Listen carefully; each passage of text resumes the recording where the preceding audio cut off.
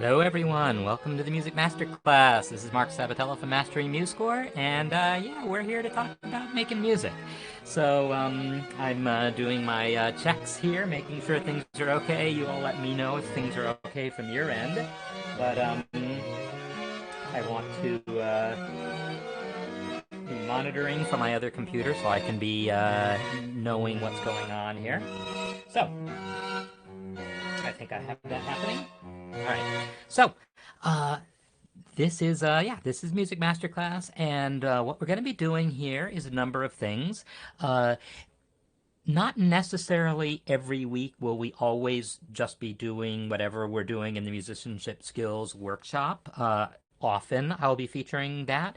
Sometimes we'll just look at other pieces of music that have been submitted, and I'll be, talking about maybe some of the things that are posted to the community that haven't really been fully resolved or fully commented on that I feel like maybe could use some more comments.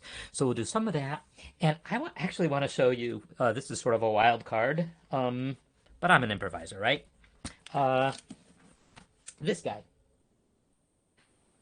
This book has been sitting on my shelf for some number of years. It's a big, thick book. And to be honest, I don't remember how I came by it. I know that as a person teaching music theory at a college level, every once in a while people send you books, and usually it's under a special thing where it's like sent to the university, and there's like a thing to check because they want you to evaluate whether you're going to use it in your course, and then return it if not, and then we have a process for dealing with that. But this isn't that. This is a book that looks like it was purchased in a store, but I don't think it was by me. Yeah, it was quite a storm last night here, and we're expecting more today. So in any case, I want to take a look at this book today. We're going to thumb through it and see some stuff that's in it and see what comes of it. I have some ideas of how we can do some exercises here, kind of like we did last time, where I just sort of lead you through some stuff for you to sing in the privacy of your own home. Maybe we'll bring some people on to try some things also. So yeah, just sit tight. Or sit back, I should say, and we'll just talk about making music. So I want to start by looking at the worksheet that I posted for the Musicianship Skills Workshop. So if you're doing that, you've probably already seen this, maybe been playing with it. If not, this is a little peek into what happens in the workshop. So we have some melodies that I wrote here that are just simple little melodies in the key of D that are all harmonized with the 1, 4, and 5 chord.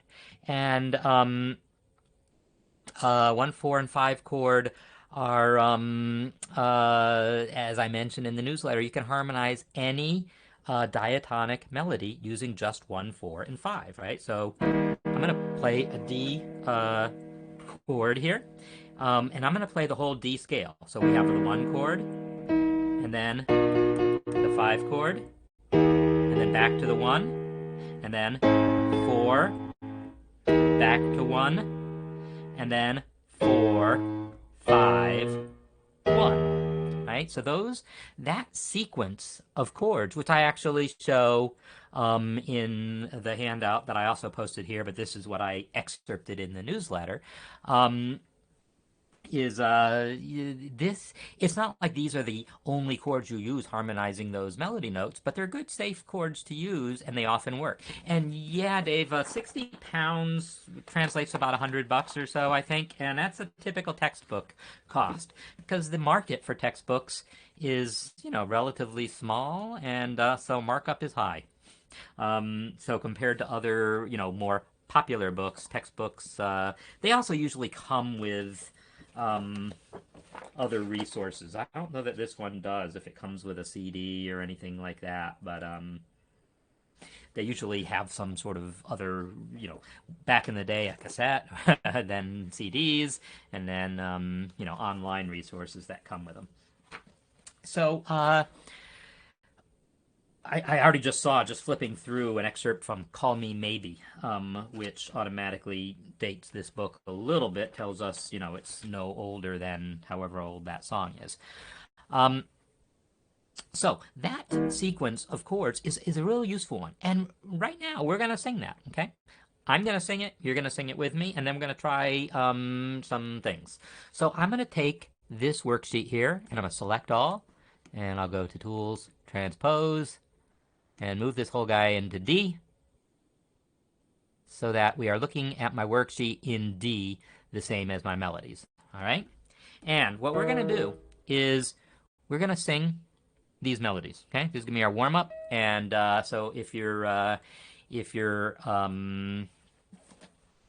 so inclined to want to sing along, that's what we're gonna do. I'm not saying that's what we're gonna do the whole time, but that's what we're gonna do right now. Let's just get started on this. So we're gonna sing that scale, just the actual D major scale, the top notes of each of those chords.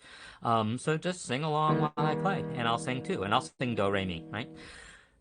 Do, re, mi, fa, sol, la, ti, do. And I'm actually playing that an octave lower than what you see there. So if that's messing you up, I'll move it down an octave.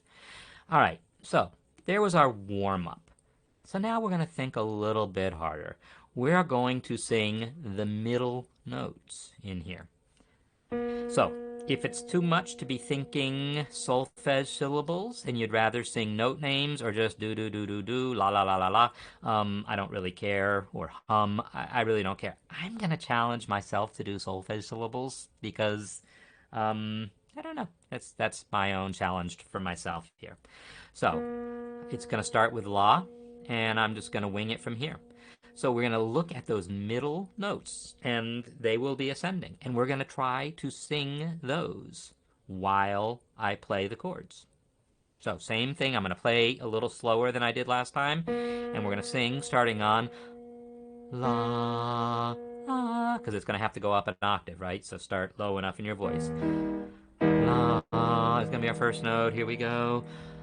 La, ti, do, do, mi, fa, sol, sol. How'd y'all do? I'm going to do a little trick here if I can. Do I have the select chord levels? This is a brilliant little plugin that I demonstrated at some point in some video recently. Plugins, select chord levels, and I want to say I want to select level. So I'm still not totally sure how to interpret these numbers, but I think if I say, I don't know if that level 2, does that mean it's going to be the second to top note? And I really don't actually know. So let's find out. No, they didn't do it. Somehow it's possible. I wish I knew how to use this plugin better. Voice 2. I definitely don't want voice 2. I want voice 1. Select bottom. No? Or, this thing does work. Select only. Yeah. Somehow this thing is... There we go. 2, and then select only. Ha. One of these days I'll practice it. So, oh, your piano isn't the same key as my keyboard? D, is that really a D? All right. That sounds like a D in my headphones. Are you saying it's not coming through as a D? That's certainly possible. Let me temporarily unmute here.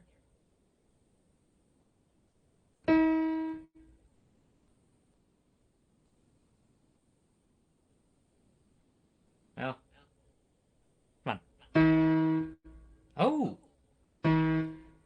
Yeah, no, it is off, huh? Don't know what to tell you. I'm going to try one thing that may or may not make a difference.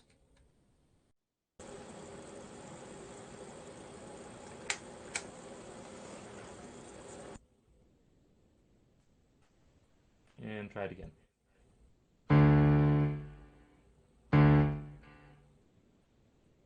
That worked, yes? All right, sorry about that. All right.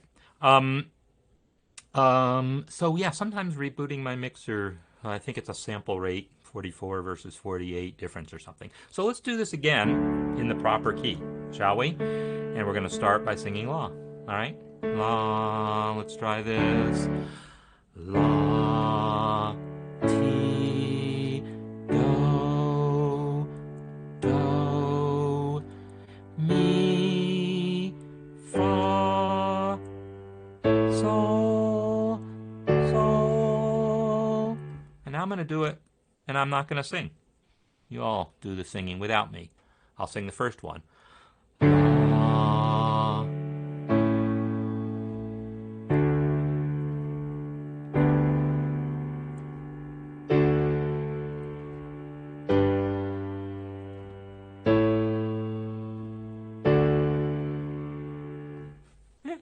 How'd you do? Let me know. Let's do the bottom notes now. So again, I'm going to use that fancy little plug-in because it is a cool plug-in. It's a little awkward to figure out how it works. But I guess I want to say I want the top note, select only, and it's selected, so that helps. All right. Oh, not the top note though. I want the bottom note. I want the bottom note. So let's do this again. Select the measure, chord levels, bottom note. Select only. All right. Okay. So yeah, the tuning, yeah, it was. The mixer does sometimes want to go at 44 instead of 48 or vice versa. And usually I'm aware of that because when that happens, when I play the theme music, it's all messed up. And the theme music wasn't all messed up. At least it wasn't through my headphones. But yeah, whatever. Things happen. All right, so now I'm going to sing this bottom line starting on mi. Mi, la, mi. Can I sing it in that octave? Mi, mi. And it's going to be a stretch by the top, but we're going to try it. Mi, mi. Because otherwise I have to sing it super low. I'm going to sing it high. Mi, ready? Here we go. Mi, la, la. Nope, I'm singing the wrong syllables. I'm singing the wrong syllables. So it's sol. It's mi sol. All right. So that's what happens when I try to think and play and sing at the same time. Mi. Let's do this again. Sol. Sol. La. Do. Do. Re. Mi.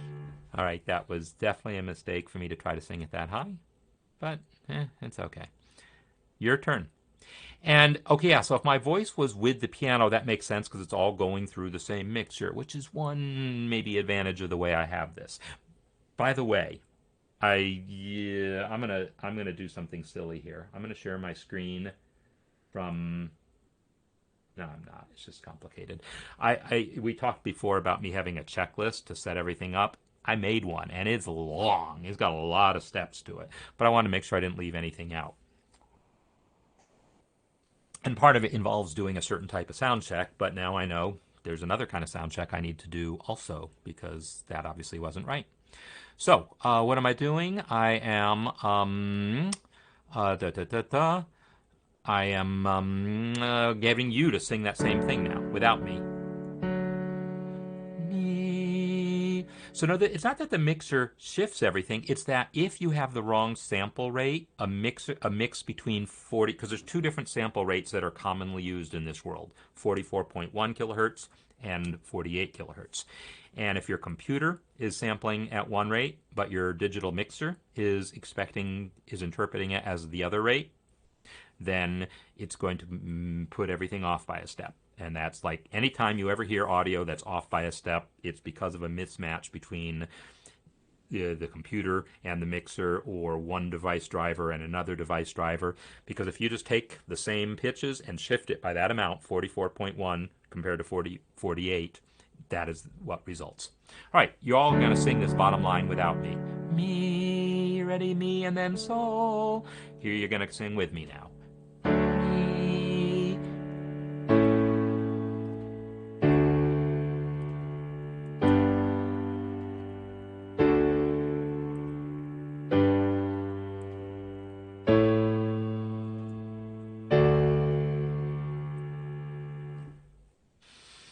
Okay. So this idea of singing specific lines as opposed to sight singing individual melodies, but singing lines that relate to the harmonies. This is one of the things that I want to be working and developing, and I will go on a limb and say that probably next month I'm going to do the thing that got discussed in the community, which is using Beatles songs next month, because why not? I've always wanted to use one in particular, or a couple in particular, as not as sight singing, but as examples of this idea of voice leading through harmony and making these connections. So since it came up and I looked it up, next month, August 2022, will mark the 60th anniversary of. Every month is going to be the 60th anniversary of something in Beatles land, but it's the 60th anniversary of, I could call it the birth of the official Beatles. That's when Ringo joined the band, was August 1962. So Pete Best was the drummer before, and August of 62 is when he got sort of unceremoniously replaced with Ringo Starr. Controversial move at the time, but that's then was the Beatles that we all came to know after that. So 60 years ago next month. So next month is going to be Beatles month. And yeah, I've got a lot of exercises like this. So for instance, well, I'll just give you a little preview.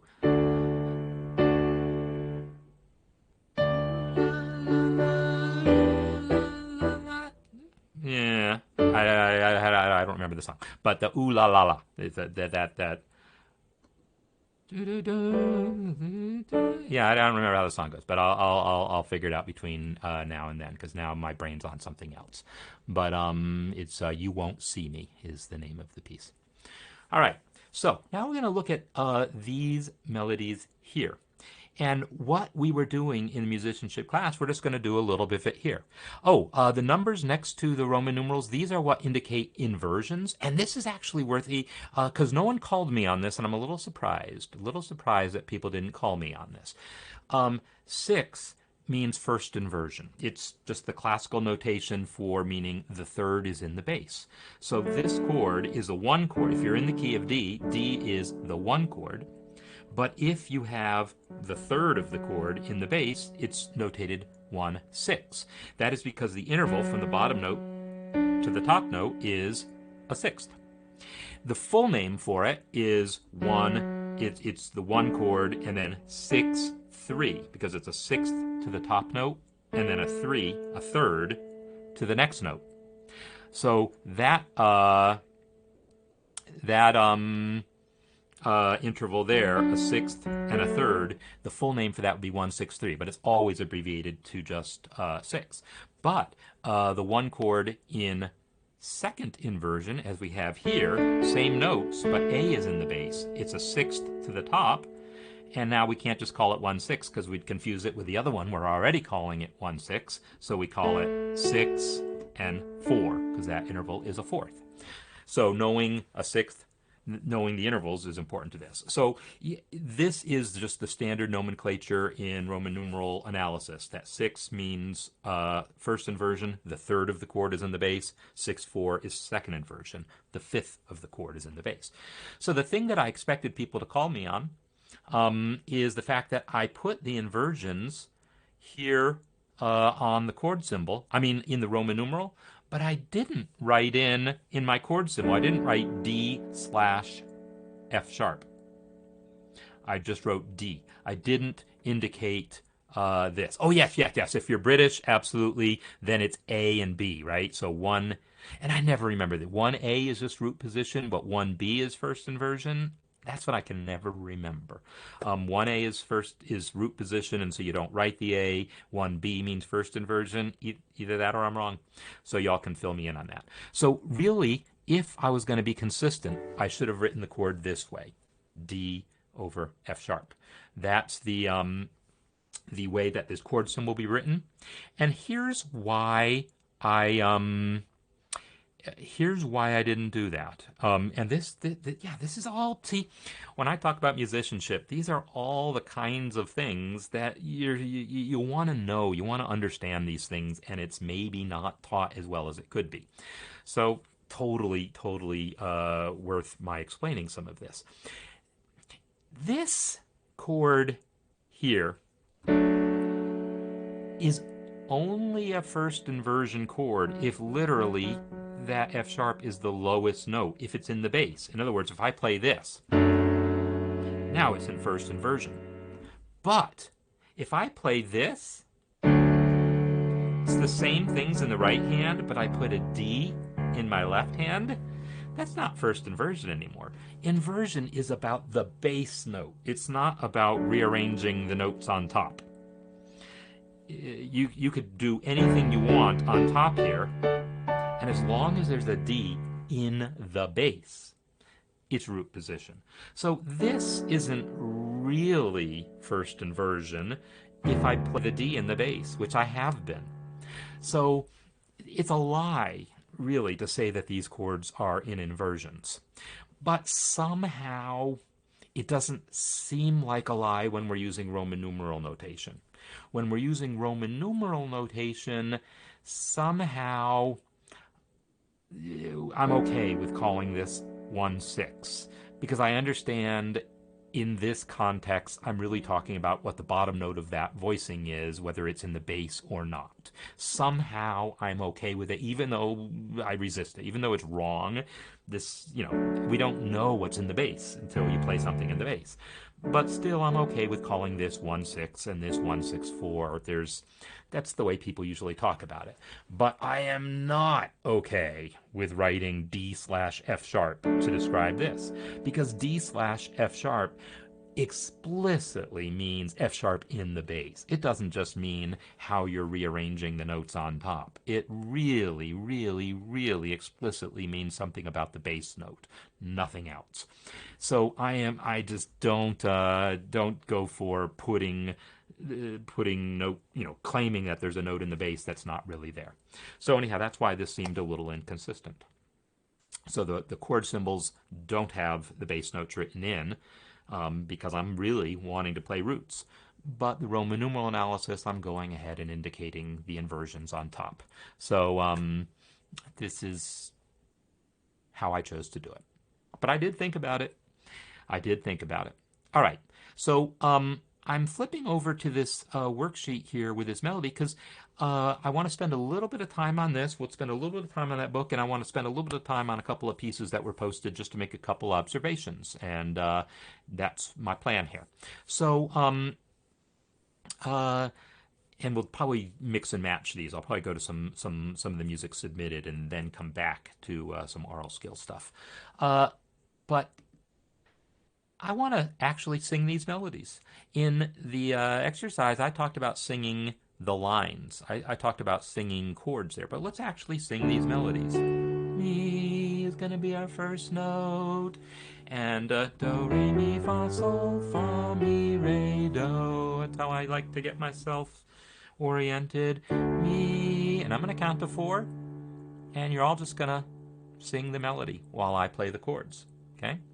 This idea that you are singing, no, this is big. The idea that we're going to sing this melody not in complete isolation, but while hearing the chords. In a way, this is cheating as far as how ear training is usually done, but it's not. This is reality. Music doesn't happen in a vacuum. In real life situations, you have context around you. So whether you're trying to sing, whether you're trying to transcribe, whether you're trying to improvise, there are multiple clues going on around you that can all be synthesized in your brain to help you do whatever it is you're trying to do. Transcribe, sight sing, improvise, compose, whatever. And this is, in a nutshell, what it is that I want to be dealing with here. Because yes, we can work on sight singing in isolation, and you can do that all you want on your own time, and I'll give you exercises, continue to do so for it. But looking at how we can tie this stuff together. This is where I can bring value to this. This is where, I can show you some things that maybe wouldn't have occurred to you just doing your own exercises. So, we're going to try this now. And I'm realizing right now, this is actually fine, but I'm realizing now that we're not looking at my special pop-out chat. We're looking at the official chat just bleeding through in the background. But that's okay. It's just a different version of the window I'm looking at now. Okay, so I was wondering why the beginnings of lines were being chopped off a little bit for me. We're going to sing these melodies, all right? And what you're going to find is anything about these melodies that might have been difficult becomes a little easier if you've got the chord to hear it against, assuming that the chords that I'm picking are chords that fit the melody, and they are. So we're going to try this.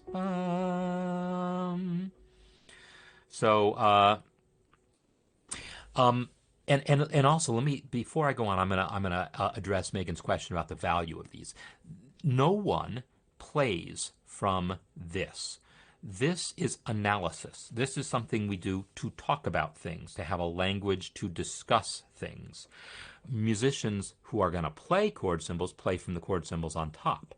Now, back in the Baroque era, there was something similar to this called figured bass that people basically did play from. Accompanists would just be sitting here looking at some numbers. They would see a melody line, a bass line, like notes on the staff, for bass notes written on the staff, and numbers below that. And they would see an F sharp and a 6. They would see an F sharp on the staff and the number 6 below it. And that would tell them, play this, play a D chord in first inversion. So that was something that actual harpsichordists and lute players and anyone who was accompanying, playing a chord instrument, accompanying an ensemble, would know how to do. They would have a written out bass line with numbers below it. These numbers, 6, 6, 4, etc. But nowadays, we do this more to just have a way of analyzing things, talking about them. All right, so we're going to now try this melody. So again, do, re, mi, fa, sol, fa, mi, re, do. You're going to start on mi, and you're going to sing this melody. I'll sing it with you, but I'm going to sing it quietly, more quietly than I play. So, and then just try your best here. Mi is our first note. Here we go. 1, 2, 3, 4. Mi, fa, sol, mi, fa, la, sol, sol, la. Nope. Da, dum, dum, dum, dum, dum, da, ti, do.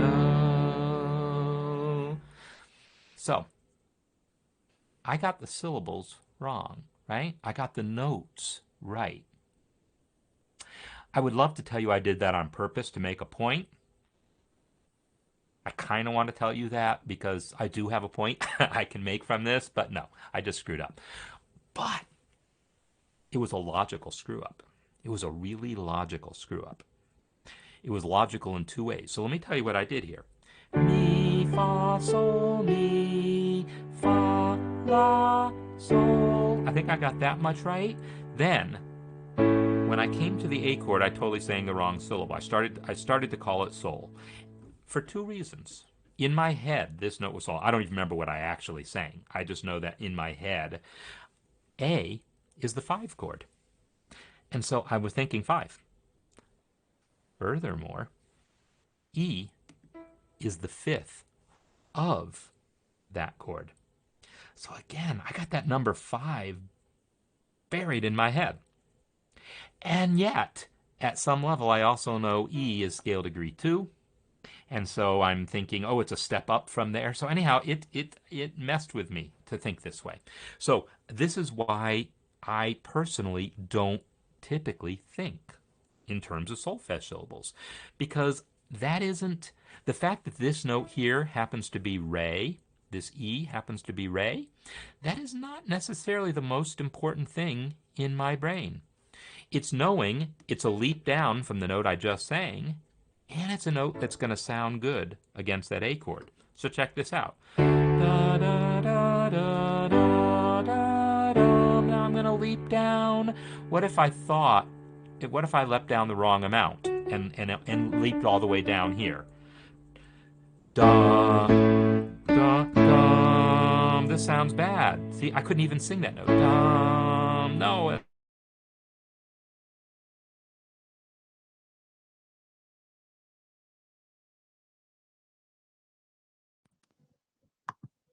Hey, everyone. Other computer crashed, so I'm over here now. How do you like that? That's just the way it is. So if I share my screen from here, is this going to work? Or is it not going to let me share my screen because my other computer is still sharing? And that's just the way that is. So whatever. I'll get back to it in a moment. So just keep on. All is well. And hey, it's offering to restore Windows. I'm going to try to restore Windows and see if that gets me back quickly. I don't actually expect that to work. But what we're going to do, I can still see on the screen the other melodies. So by gosh, we're going to sing these things. You're going to first sing that first melody, though. Dum. So what I was trying to do when it crashed, right, was sing dum. I was trying to sing dum while playing an A chord, and I'm trying to sing a D, and my voice doesn't want me to. It wants to go here or go here. It wants to sing, it wants to sing the E or sing the C sharp. It doesn't want to sing the D because it's clashing with the chord. Can you hear that? Do you hear it the same way I hear it? That D is clashing with the chord. It's actually kind of hard to sing. That kind of clue of the note you're singing has a relationship to the chord, and if it's the expected relationship, the chord helps you sing it. If it's not the expected relationship, the chord is going to fight you, but then at least you know what you're up against, and then you prepare for that fight and you fight it. And if it's too easy, then you probably got it wrong, right? And you're like, oh, wait a minute, that's not it. I need to move that pitch. So this is actual information we use. And now that my other computer has come back, it's so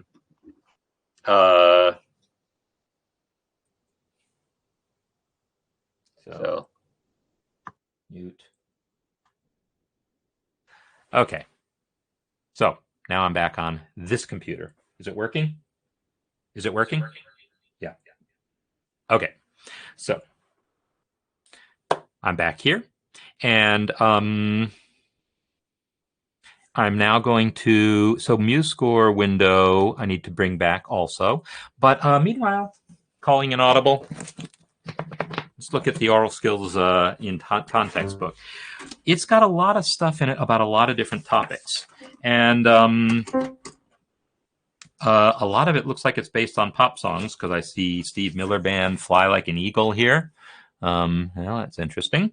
And there's a lot of different examples and things where you're supposed to listen to music and tell what time signature it's in and things. And this is kind of some of the stuff that we're going to be dealing with. So, yeah. Let me get all my screen share stuff working again.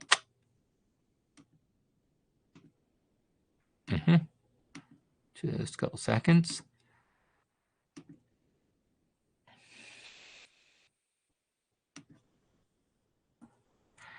And screen share from here. Visual. Yeah. All right. And MuseScore. Here we go. Hey, I'm almost back, except I need to scroll this thing back down. And here we go. Well, that wasn't too bad, was it? All right. So I'm going to use this to do a little transcription. I'm going to find the first D major melody that I can find, and you're all going to try to get it by ear. All right. So I'm just going to flip until I see a melody in the key of D, and here we go. I'm going to play this melody, and you're all going to not look at the keyboard. I'm going to de-share my screen for a moment here, okay, so that you're not looking at the screen. And I'm going to play this melody, and you are going to figure it out. Okay, I'm going to actually use this one. It's simpler. And so here's our D scale again. Is the pitch right? Yeah. Okay. It's a very simple little melody. So that's the beginning of our D scale. What's our first note? Got your first note? Let me bring the chat back.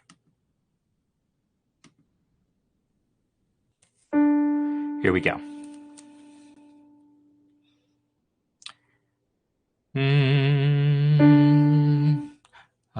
My voice, silent keyboard. Oh, you can't hear the keyboard, really?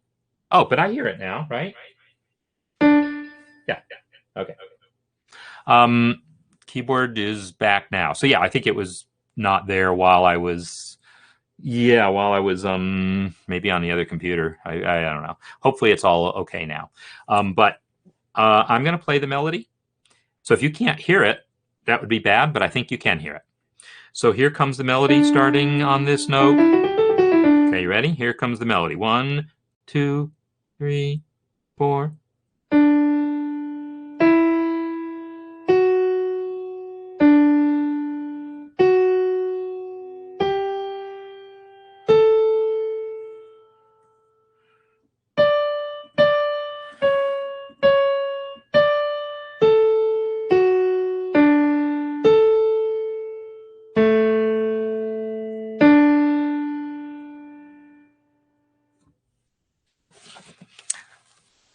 So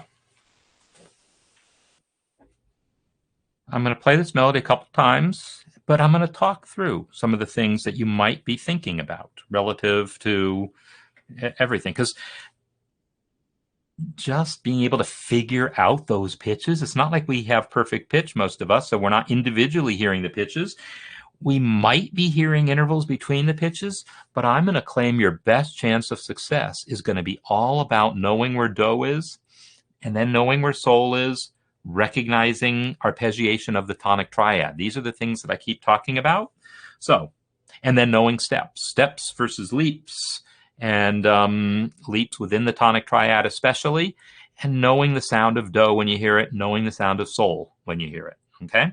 So I'm going to play it again, and then I'll make a couple more specific observations. All right? Here's that same melody. 1, 2, 3, 4.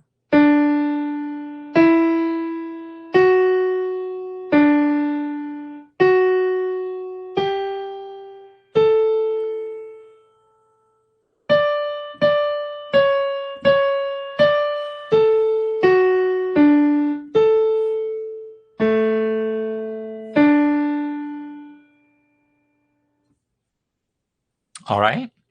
This, by the way, says it's a German canon traditional round in 4 voices. So maybe some of you in Germany know this piece already. The first part of it definitely sounds right. That's for Jacques. I know that French song, but it's if you're writing a round, you're going to get a lot of the same melodies over and over again. They're melodies that outline the tonic triad. So that's my observation here. This song does a nice job of outlining the tonic triad while also at least possibly suggesting a little bit of the dominant, a little bit of the 5. So I want you to think about scale degree 1, do, and think about scale degree 5, 5, 1. Right? Sometimes when I have us warm up, we go 1, 5, 1, do, sol, do. Or do, sol, do, sol, sol, and then low sol and do, high do, sol, do, do, sol, do, sol, do, and do, sol, do, sol, do. You want to get a sense of where do and sol are. So really think about that now as we do this one more time. 1, 2, 3, 4.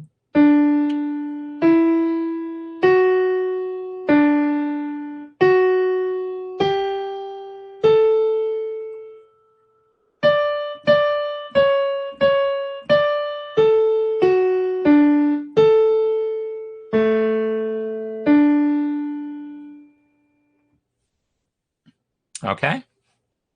Well, now I'm going to share my screen again. And,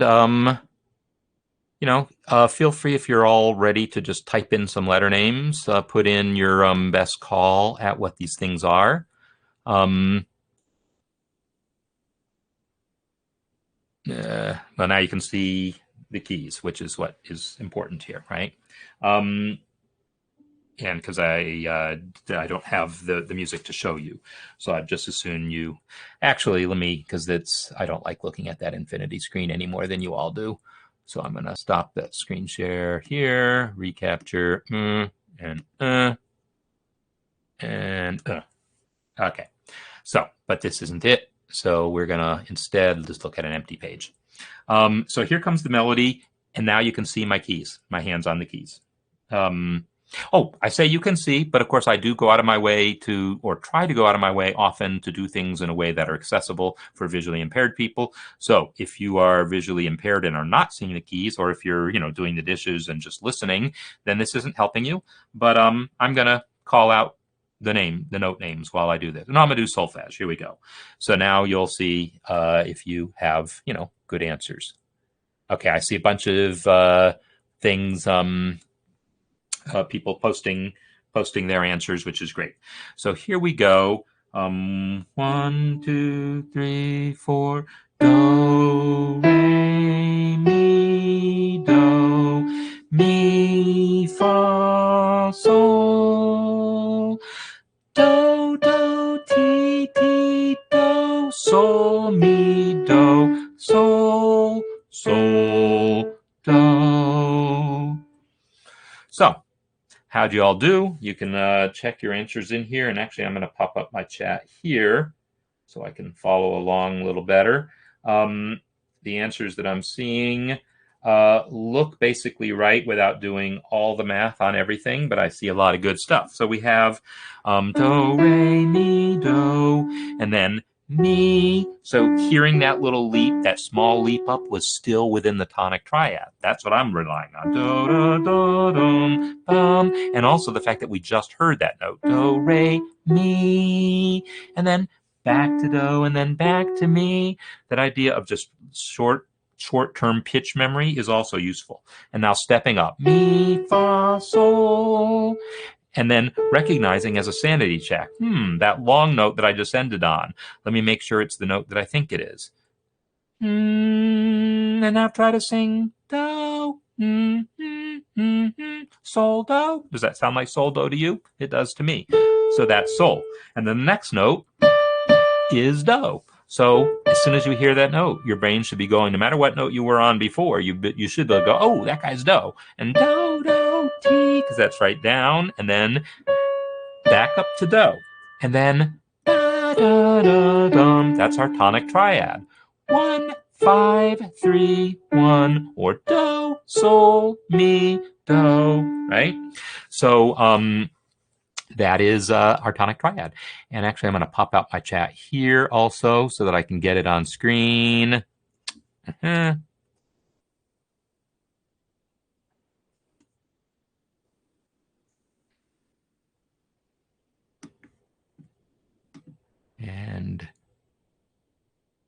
get this guy also sized so I can see them both. This is all the stuff that's on my checklist that I had to redo when my computer crashed, but I'm at least, somewhat familiar with the process now. So, anyhow, that was a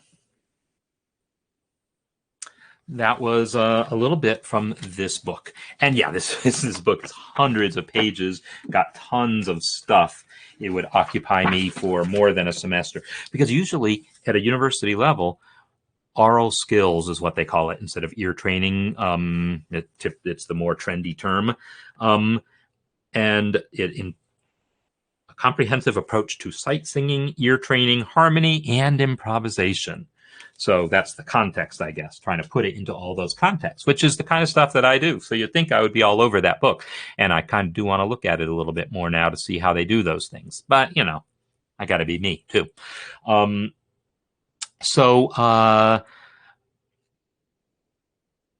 what am I saying here? What I'm saying here is that book is an interesting book to be learning some skills from, and I will probably continue to reference it periodically. But one of the things as I was starting to say, usually oral skills is multiple semesters. Like you take multiple semesters of music theory and multiple semesters of oral skills.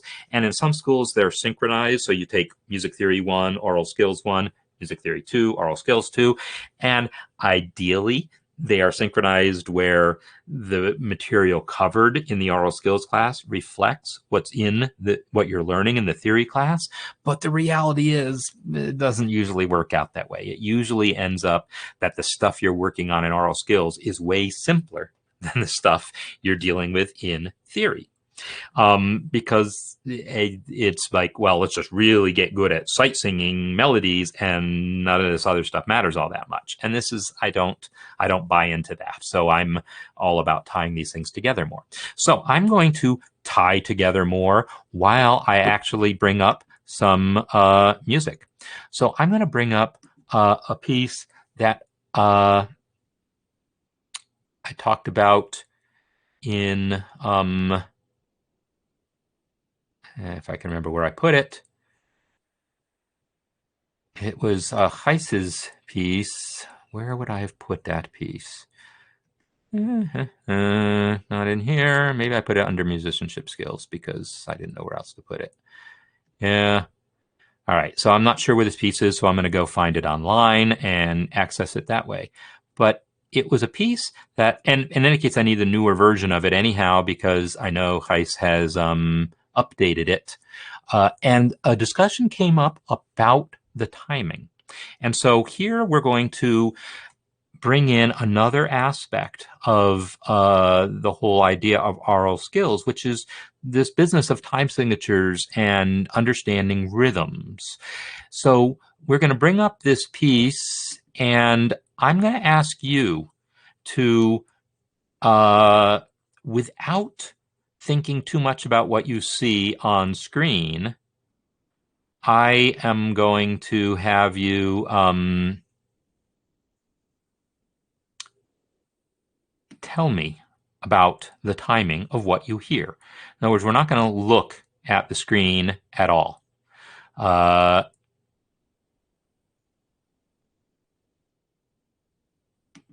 right, I'm going to play this thing. Hopefully the sound is going to be okay.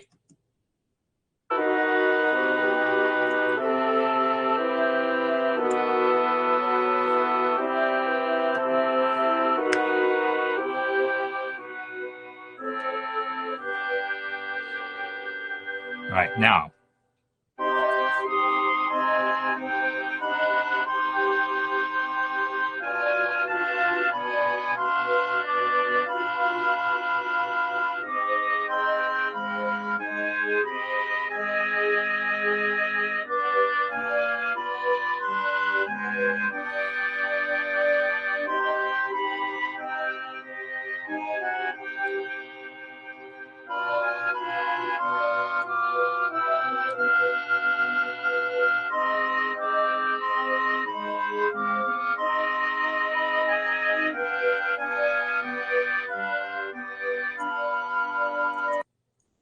So, I want to ask you about the timing of what you just heard.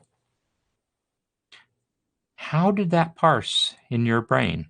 How were you perceiving of that?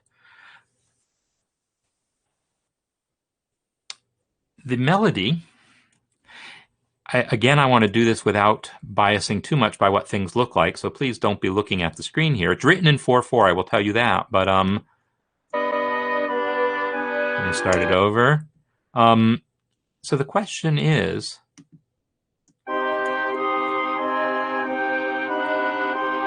let's count notes.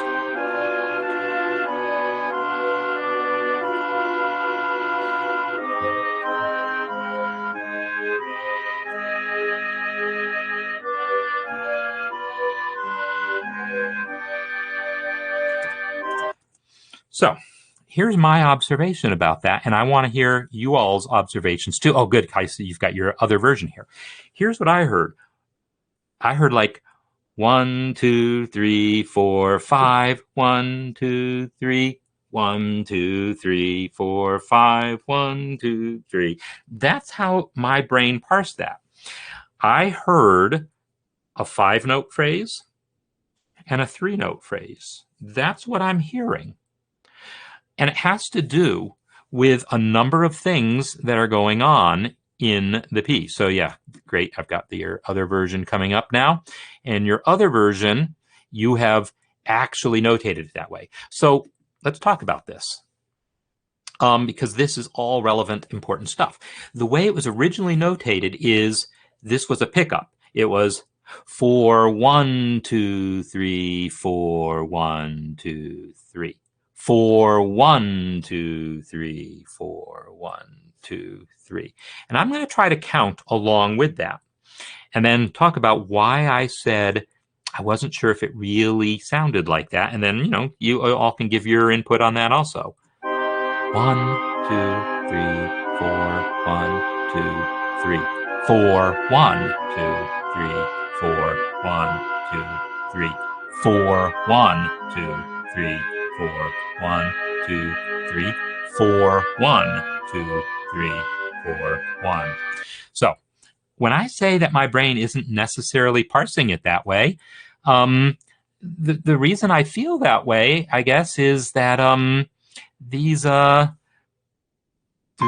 da da do da da do da da da da dum. If I only listen to the melody, I'm totally on board with that.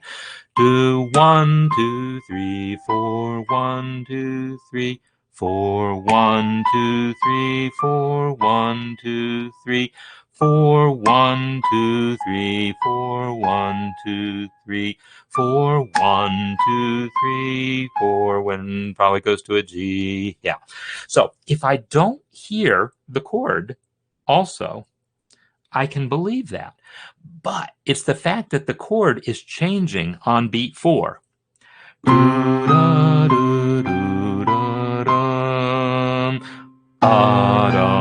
The fact that,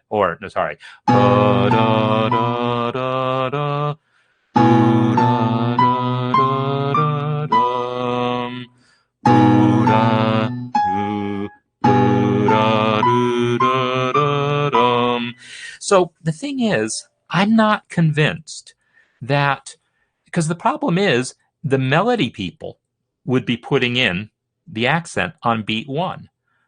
But the bassoon player here is playing an accent on beat 4. The chord is changing on beat 4 consistently every time. So that's going to fight. So the flute and the oboe player and the clarinet player and the horn player are going to be doing their best to put an accent here on this beat 1, but the bassoon player is going to be hitting this accent on beat 4 that's going to be partially fighting it. So it's an open question. I mean, if you want to hear the so like one possibility would be to actually have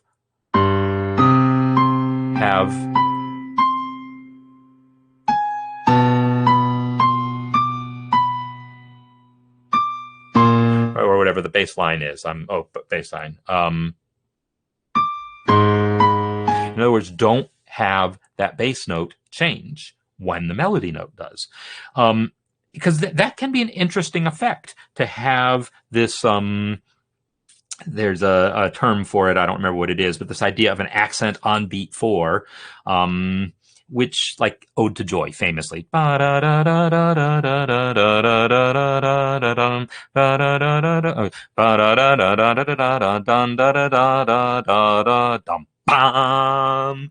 That note comes in on 4, very famously.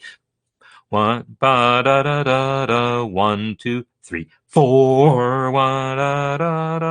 So getting that note to come in on beat 4 provides a little unexpected accent, a little moment of excitement in this piece. But when it happens over and over again, now it's just establishing itself as a pattern that's maybe fighting what the melody is doing.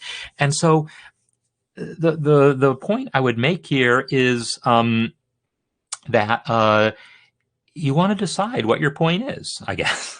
If you want it to sound like the accent really is on the downbeat, then the players playing the melody are going to naturally do that, but the bassoon is fighting that a little bit, and you might have to think about changing the bassoon part to be more consistent with it, or accept that it's going to feel a little off kilter.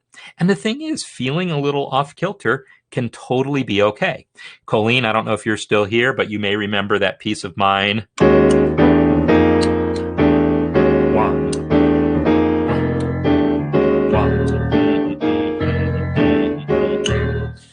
That piece that had that rhythm over and over again, Chrysanthemum Man, during the bass solo. And yeah, that messed with people's brain, because every single time that accent came in on beat 4, but I rely on the drums to, I rely on other people to help tell us where 1 is, but it creates a sense of being severely off balance. And this piece has that potential also. So if you want it to feel off balance, you do that. So when I brought it up with Gijs, he decided, well, maybe I'll actually rewrite it as alternating 5 and 3. So that's the same thing now. 3, 4, 5, 1, 2, 3. 1, 2, 3, 4, 5. 1, 2, 3. 1, 2, 3, 4, 5. 1, 2, 3. 1, 2, 3, 4, 5. 1, 2, 3. I think I'm singing that melody correctly while I'm counting. I'm not positive, but I think I am. So in any case, this is making a definitive stand that that's really how you want to hear it, a 5 and a 3, which is a valid possibility. But if you really wanted to hear it as just an accent, just a pickup into 1, that's where I talk about maybe changing the bassoon part to do that, because harmony and rhythm relate to each other. And so now I'll just bring everything full circle as I wrap up. This idea that sight singing is one skill, harmony is another skill, rhythm is another skill. No. They are interrelated. And this is the larger point of a lot of what I'm going to be doing in the Musicianship Skills Workshop is really hammering on these connections and building on these connections. I still want to get...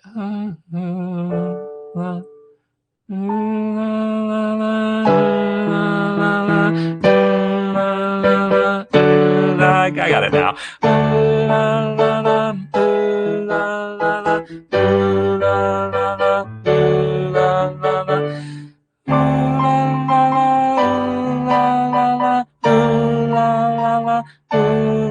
I just had to get that because it was bugging me. So anyhow, we're going to talk about the voice leading and things like that. And so we're going to use Beatles songs as our way of dealing with some of these questions of how voice leading works, how harmony works, how melody works, how rhythm works, how these things fit together. And we're going to be using Beatles songs as a source of that over some of the coming weeks. So it's just something to be looking forward to. That's my show. That's a little bit of a lot of things that we talked about today. So let me play out some music.